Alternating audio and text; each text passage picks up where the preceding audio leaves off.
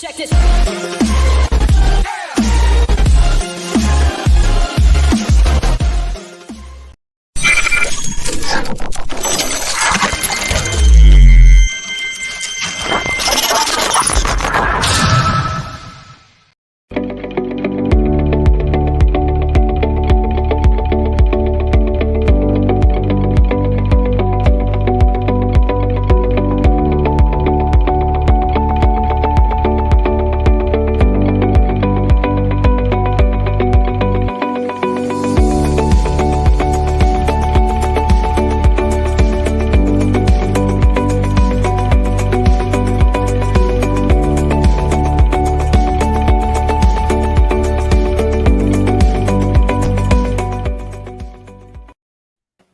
Well, good morning, everybody. This is I from Burke, Virginia, and all the way out of Nebraska, which is starting to, let's say, not be as cold. You can't say warming up. Can't say warming up out there yet. But there he is, Derrick Pearson, ladies and gentlemen, Coke extraordinaire, and he's a published author. Is that exciting? Wow. That's wow. pretty awesome. That's wow. Wow. When are you going to get your own book out there, buddy? This will be a process for me. This one is a compilation. The next one will be a compilation, and then I think that the third one will be me putting a bunch of my stories about a bunch of people that our listeners probably know, from folks from Northern Virginia, DC, Utah, Charlotte, guys and girls who helped me become the better version of me. I wanted to tell the story of the people who motivated me, who inspired me, and some are family, all are friends. It'll be pretty cool. I'm looking forward to it. Yeah.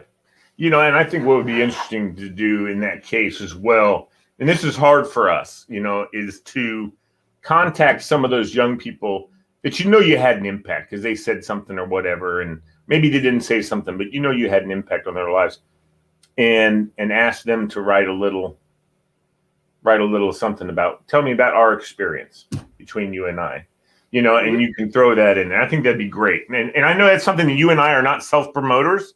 Yeah. And that's not what I would see that it was. I'd see what it is that telling the other people reading, listen to those mentors, listen to those people that are your coaches and the people that care for your mom, your dad, whoever it is.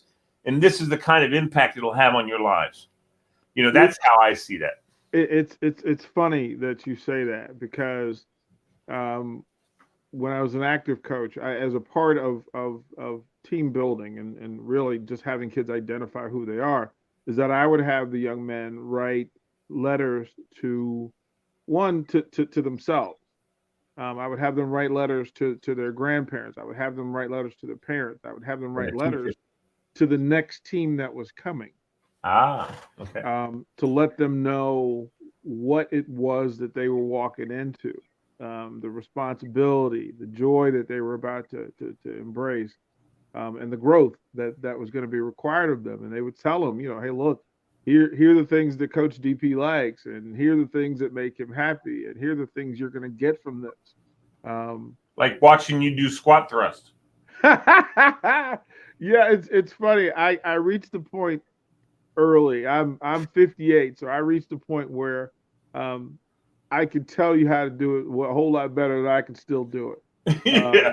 I don't have I was coaching at Falls Church, and it was funny that I broke the cardinal code of coaching when it comes to baseball, is that I decided to hit some fly balls without using a fungo bat and tore my right bicep.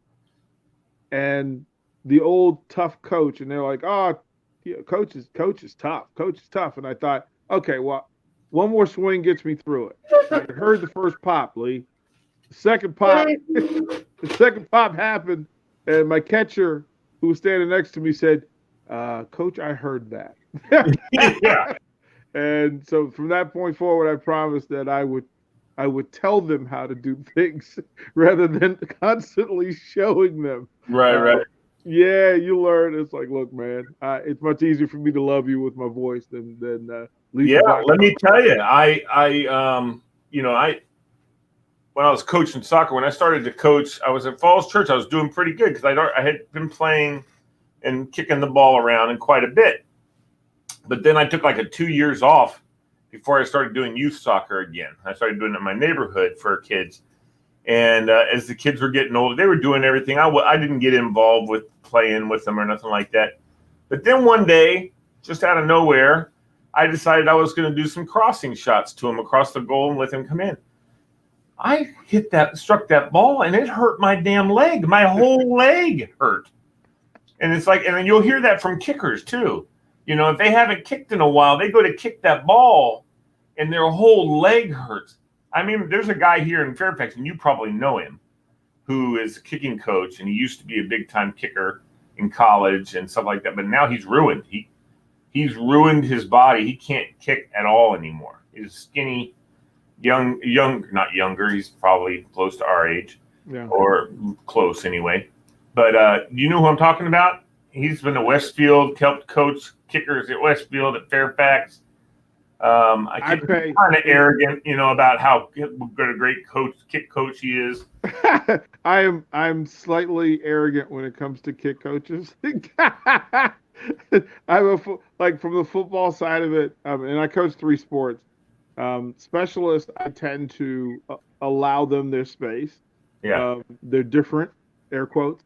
I don't pay. Yeah. Kickers.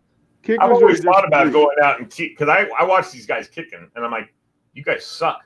I'm like, I need to come teach you how to strike a ball. I mean, it's just crazy. They just don't know how to do it. I leave that to you soccer folks. I leave it to like some of the best field goal kicking coaches that I've ever seen were soccer players who were excellent ball strikers. I get out of the way. I stand over in the corner and say, hey, figure that out. Let me know what we're doing. I was a goalie in soccer, so I did a lot of the ground kicks, goal kicks off the ground, and so I know how to strike a ball. And also I punted quite a bit, obviously, and so I know how to strike a ball in that realm too. It's two different ways of striking a ball, obviously. But when I deal with my kids, my goalies, my goalies always, and it was them. I mean, I just showed them the actual principle behind it and the actual mechanics. And man, oh man, those young legs would be boom, nailing that ball. And I was so proud of them. And then we also did the kicks from corner kicks and set pieces and things like that. And it's just about looking at the point of the ball that you want your foot to strike. And it's like hammering a nail.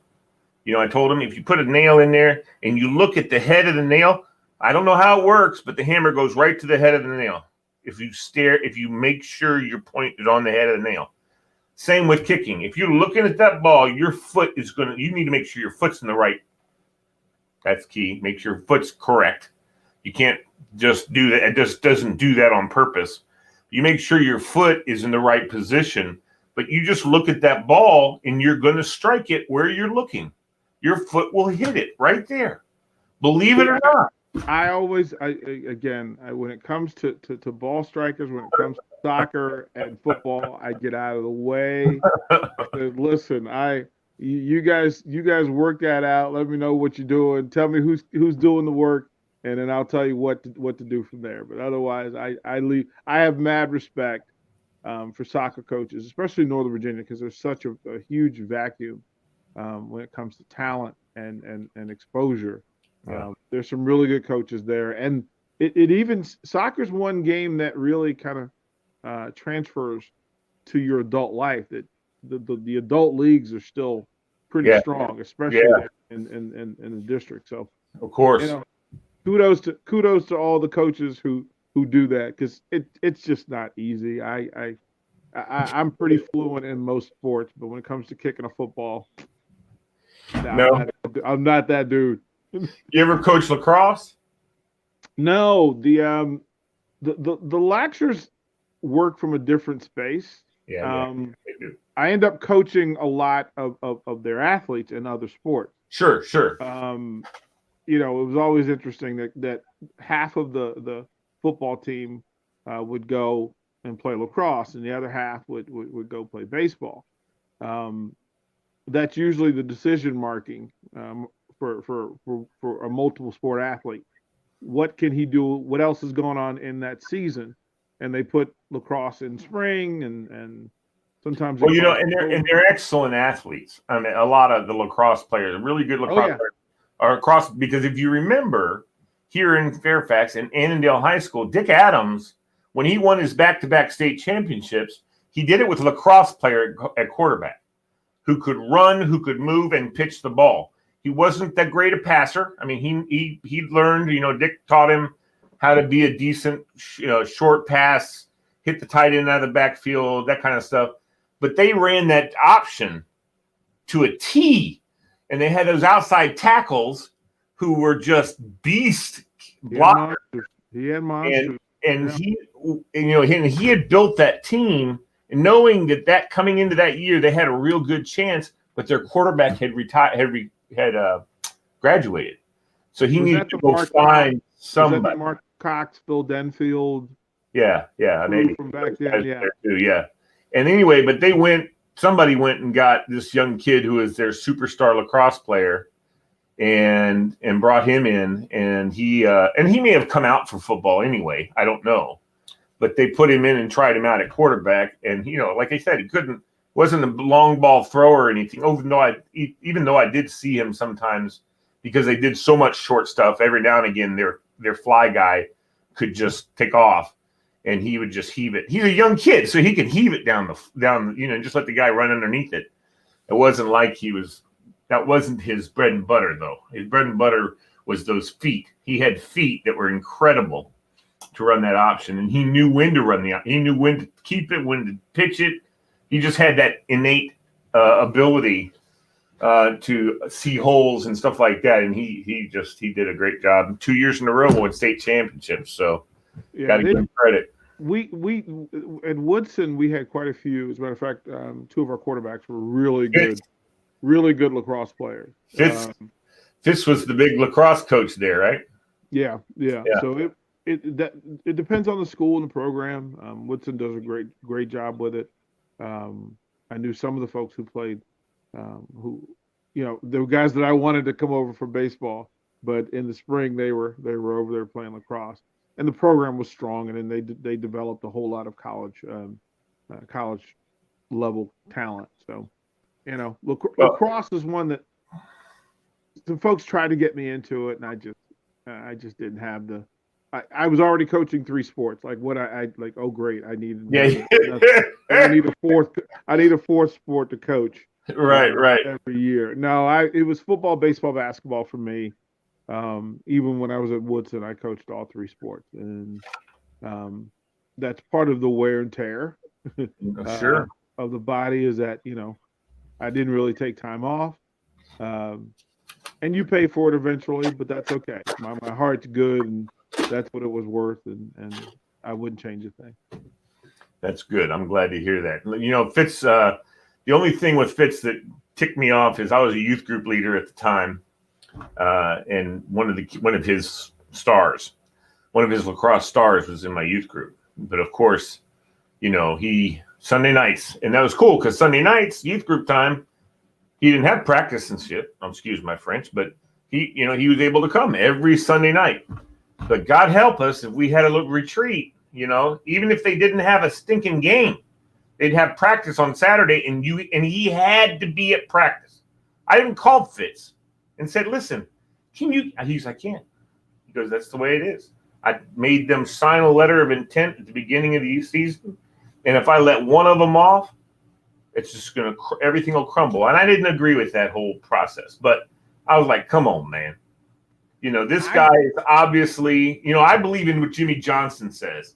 Jimmy Johnson, they asked him, does he treat all his players the same? He goes, hell no, I don't treat them all the same. Because I got guys like Emmitt Smith, and I'm just going to let him be what he wants to be because he's the man, And I coach. Emmitt understands that he needs to be there for team meetings and stuff like that too. But if he misses one, everybody on the team knows there's a reason because he's a hard worker and whatever. So Jimmy Johnson was like, if he misses a meeting, that's on him, and he knows about it. And the rest of the team, they don't care because they know how. If he's gone, it's a reason he's gone. The But at a kid details level, of that stuff, in coaching folks. Again, if you coach one sport, you're beholden to that one sport, its season, its agenda, its needs. I clearly define wants versus needs, and I can say to team and players that this game that we play is not the most important thing in your life. Can't be, especially at the high school level. It can't be. right? There better be other things I that agree. drive the ship and move the ship, because if that high school game is everything, what happens to the 99% of people that game doesn't accept them after high school? Right. And you put everything into that. So I'm never going to tell a player to choose the game over faith. I'm never going to ask the player to choose the game over academic. I'm not going to do that. That's not why we're there. Yeah. I allow for people. I mean, life happens. I'll show up and I'll be there. And that's the greatest statement that I can make. That's the only demand that I can make of that team, is that I show up every day. Right. The other folks that come to show up, if you've got, look, and let me tell you, let me ask you this. This has happened to me too, because I'm always at practice. But if for some reason I missed practice, and usually I had other assistant coaches that could take over practice and do practice, so I didn't cancel practice. Every now and a blue moon, practice would get canceled for some reason or another, but very rarely. And if I miss practice, though, my God, the next day, those boys are like, "Are you okay, coach?" They're checking in with me because I never miss practice. And if I had to miss one, they're all worried that I had something wrong with me. Are you okay? And I'm sure you've gotten the same thing. If you had to go to a doctor's appointment, or you had to go do something that just was unavoidable, meet with the principal, whatever it is, you come back the next day and those kids are like going, or they see you in school, "Coach, where were you yesterday?" Well, the principals know better. The principals know better. The athletic directors know better. I've had athletic directors that have tried to talk to me during practice time, and that's not a win for them. That's not a win for them. The two adults in the room should be able to figure out how to accomplish what they need to accomplish and talk to outside of the time that is purely set for the kids. Yeah. Like that's the kids' time. Yeah. And it's not anything else. The same thing applies for parents. Look, you can come and watch practice. I want you to see what I'm doing with your kids. I don't have a need to practice in the dark, because I want you to see I have faith and trust in what I'm doing. So, and if you see it, then you'll understand it. But for the kids, for the kids, it was simple. That I wanted them to want to be there, which was more important. Was that if I was giving them what they needed and I was giving them what they wanted, they were going to find a way to show up. But it was way more important for me as the adult in the room to show up more than it was for the kid to show up. Totally agree. Like a big part of the message and a big part of the circle of trust and the circle of love that you have to put around players is that you're going to be there. And I don't take jobs unless I can be there. And that's my choice. Once I say that I'm going to coach this group, once I know the timetable, the rest of it's none of my, it doesn't exist because I committed. I know how important it is for those kids to have consistency, for them to have a place where they're welcome, and a place where they know who's going to be there, and they know the environment that they're going to walk into. Go do your other stuff. Like if you've got, you've got a church meeting, go to your church meeting. Go. Listen. I agree. And that's why I couldn't. That's why I did not see eye to eye on that one. Yeah, I don't. He was a great coach, but look, for those coaches who put that rule in play, more power to you. For me, I want the kid to have a complete life rather than just the game that we're playing together. But there's still a commitment there. I mean, and I know. Well, but my thing is this: if I get you 80% of the time, Yeah. That's better than me getting you 0% of the time. Right. Right. To have you in that space. Now, there are things that I can do, but if I haven't taught the kid everything he needs to know at that point, okay, that's a small thing that I have to deal with. And I know that he doesn't know the one thing that we went over that day. Right. The rest of the stuff is already in place. Correct. And he also has teammates who can tell him what he missed, who can show him what he missed. Right. And then we're back on the same page again. So it doesn't take, like, people get caught in the hysterics of it. No, the reality is, if I've got you for 100 days and you're there for 99, we're okay. Yeah. We're okay. Now, I remember working in security in the school. That's how I got to interact with all my players all day long. It wasn't like I was a teacher and only the kids that came into my classroom do I interact a lot with. I mean, I was in the hall, so I see my boys, and I, hip, kind of making sure they know. Yeah, I see you, but they laugh and they just go, I know, coach. I never, they know I'm just playing with them, but not really. I mean, I'm keeping an eye on everything. Well, but they're there to be seen. Yes. Like that's the life of teenagers, is that not being watched, but being seen. Yes. And it soothes them, it calms them to know that somebody sees them. Right. Like, that's why they play the sports that they play, and that's why they engage in the activities that they do, and that they have the friendships that they have, is that they want to be seen. They want to be known. And being anonymous is not the way to do it if you're going to be an athlete or a star student. That's not how this works. So, yeah, the full acknowledgement is seeing them and letting them know that they're being seen. The constant contact, right. It's a wonderful thing to be the tether point, right? For young people who know, I can check in with Mr. Lee because he's gonna call me. Like, if I'm having a bad day, I can look him in the eye and know that somebody sees me, knows me, and cares about me. That's all that is. Right. Well, and if something's up for me, having a very strong discernment gift, if they look at me and I see and they're having a rough day, that's a day where I go, hup, stop, what's going on? Because I can see it. I've always been able to see it in people's eyes. Usually it's just like, how you doing? And if they say okay, then I just let it go, typically. But if it's one of my kids, one of my boys, then we're gonna stop and talk. I'm just gonna say, unless I can really see turmoil going on. I'm just going to let kids, I'm just going to make sure they know I'm there. Need anything, let me know. That's that comfortable movement, Lee, that when you recognize how somebody normally flows through the hallway, or what their normal body language is, or the depth of the smile that they give, whatever it is, right? Whether if they normally look you in the eye versus if they kind of drop their eyes and don't really want to face you, whether they approach you directly or not. Yeah, that's physical.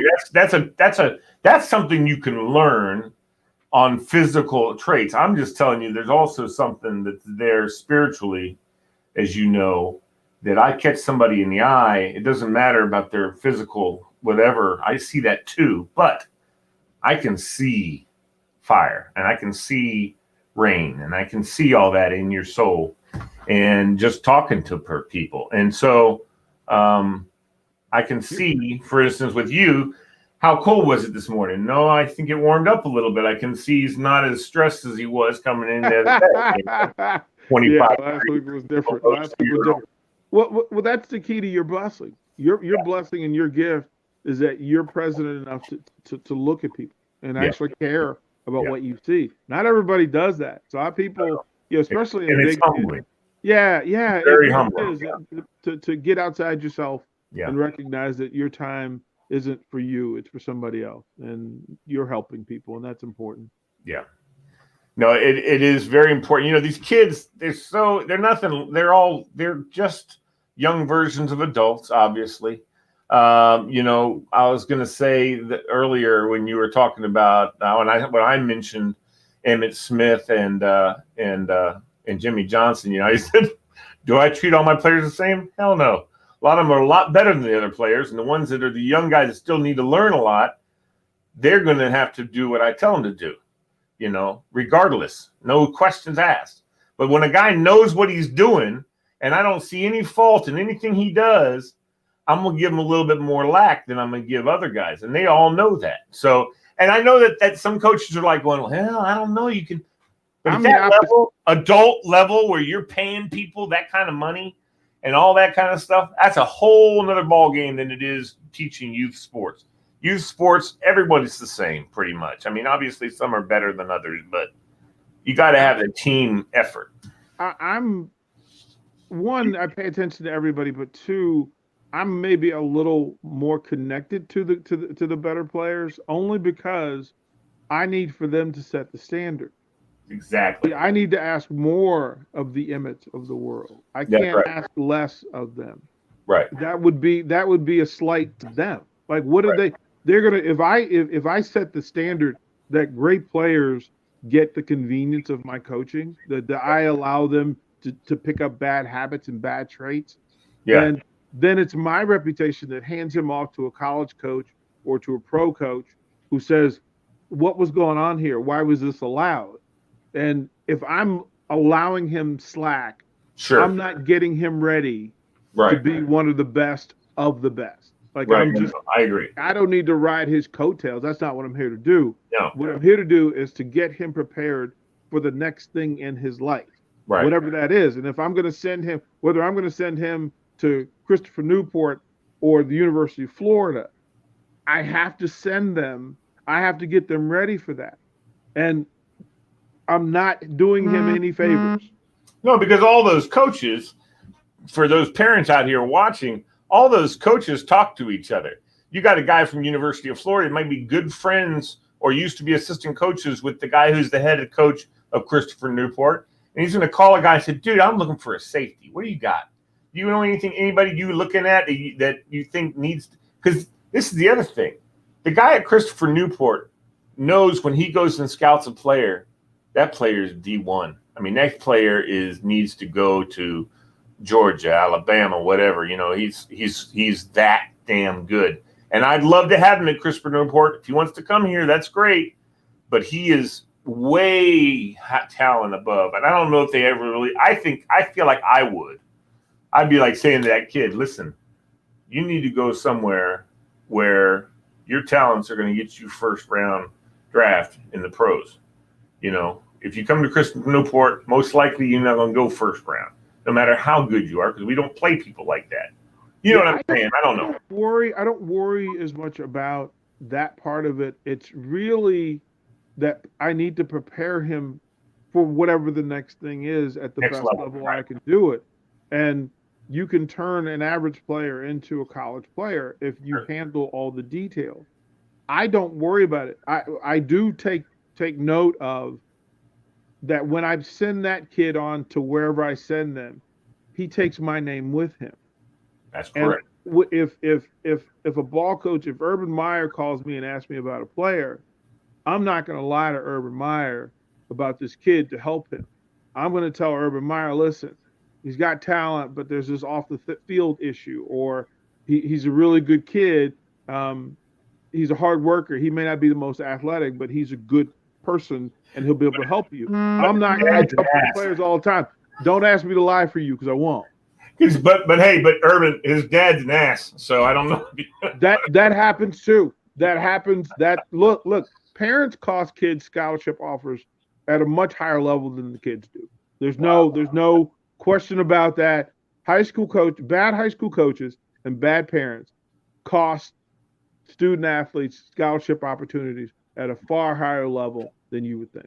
Yeah. No, being in sports and doing televising sports and talking to coaches, I've heard the same thing, Derrick, from you. I've heard coaches that they're 9-to-5ers. They come in, they coach, and they go home, and they have family. And I get it. They want to go home and be with their kids, be with their wife, but they don't give a rat about the kids on the team. And I'm like, dude, well, then you should, if nothing else, you should have an assistant coach, right? Who's in there doing all that stuff and make sure that they are, so you can spend time with your family. It I is an get it, important but you job. got to cover yourself. Yeah, don't slight the young people because you don't have focus. And you don't have to be the one, Yeah. but you got to make sure it's done. Hey, Yeah. you don't have to be the one, but you need to make sure it's done. Yeah. Yep. You know, Put it on a shirt. It's there's all truth to it. yes. So that's the big thing we talk about, right, Coach? All right, we're done. We're done. There's simplicity in it, man. There's Another great show with Derrick Pearson, everybody. Golly, I love having this guy on. Want to do a shout out to David Ing and Kent and Tora. Thank you guys for tuning in. We may have had a question, actually. Oh, they were talking about games or back to high school. Started up again here in Northern Region. And Robinson won. I didn't see the spring football in Virginia. Wow. Yeah, I think you know this obviously, but you can go to any school's website now and you can watch live because they're all streaming games. So they need to. That's a lot of the ball games that I'm calling while I'm here in Nebraska. I call high school games, and a lot of them stream. So it's good for everybody. When did Nebraska have theirs in the fall? They had theirs in the fall. They're fully in basketball season, headed towards baseball season. Do they do passing leagues there in Nebraska like they used to have in Northern Virginia? They do. Everything football they do here. They do it at a high level, and they do it at a high frequency. So I don't know if that's where it started. But where did the passing leagues get started? I would imagine California or Florida. Right. Yeah. I know we had a pretty big group here. Anyway, the spring ball and the passing, and it's highly sponsored too. So that stuff all there in the area. Yeah. All right, my good friend. Have a good show today down out there in Nebraska. You want to give a plug to it so people can tune in and listen? Yeah, if you want. It's 93.7 The Ticket FM in Lincoln, Nebraska. We're on from 11 to 2 Central Time, so noon to 3 back east.